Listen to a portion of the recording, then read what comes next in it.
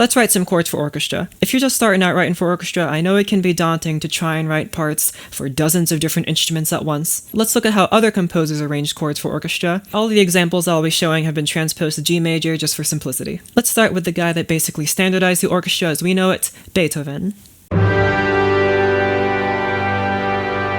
Before we even start analyzing the arrangement, let's think about what this chord sounds like and how it makes you feel. In my mind, this chord is quite dark sounding.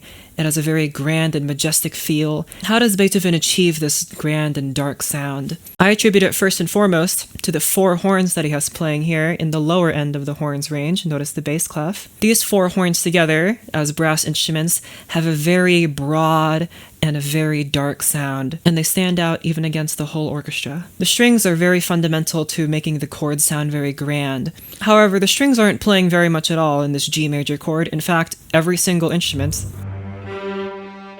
is just playing G. If you have the strings packed together, like the horns are here, the strings will stand out way too much from the rest of the orchestra, and they'll kind of cover over all of the other instruments because there are so many players. Let's move on to our next example by Schumann.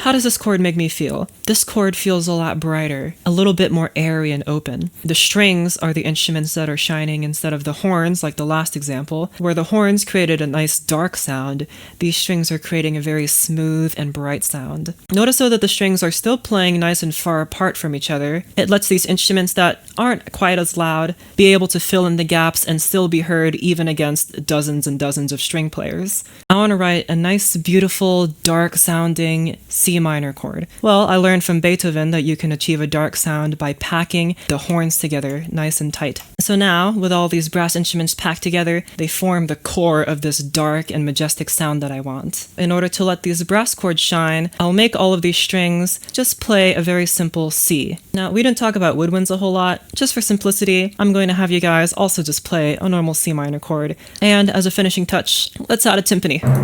Let's listen to what our chord sounds like.